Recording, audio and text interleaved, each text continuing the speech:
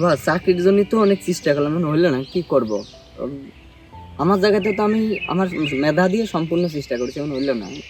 বাবা, আমরা গরিব মানুষ, শত কষ্ট করে তোমার লেখাপড়া শেখাইছি। গরিবের ঘরে তো আর সূর্য ওঠে না আমি জানি, তারপর চেষ্টা করেছি। তোমার তো আর মামু খালু নেই যে তোমার চাকরি হবে।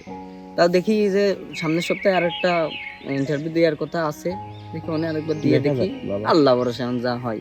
চলো যাই। বাবা, আমার কিছু দান করেন বাবা। সারাদিন রোজা থেকে বাবা বাড়ি বাড়ি বেড়াইছি বাবা, এখন আর বেড়াতে পারতেছি না বাবা, এই পথের মাঝে বইছি, কিছু দান করেন বাবা। এই, এমনি চাকরি বাকরি নেই, ইন্টারভিউ দিতে গেছি, ইন্টারভিউতে চাকরি নেই, বেকার ঘুরে বেড়াচ্ছি, চাকরির জন্য মরে যাচ্ছি, আর উনি আছে বিক্রি করতে। আবার আসেন। বাবা দাঁড়াও, এরা গরিব মানুষ, আমাদের মাঝে এদেরও কিছু পাওনা আছে। আমরা এই যে রোজার সময় জাকাত দেই, ইফতারি করাই, এগুলো দিলে কিন্তু কমে না বাবা। আমরা গরিব মানুষ, তাতে কি হয়েছে, সে তো আমাদের চেয়েও গরিব। আমরা তো রাস্তায় ভিক্ষা করি না, মাঠে কাজ করে খাই।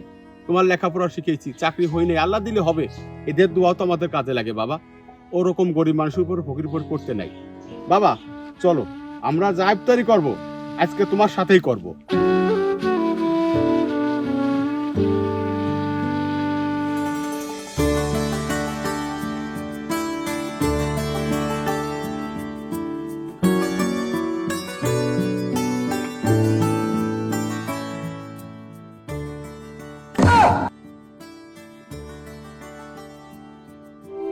আব্বা, এ তো আমার চাকরি এসএমএস আছে, আমার চাকরি হয়ে গেছে। চাকরি হয়ে গেছে? 1 তারিখে জয়েন। ইয়ে!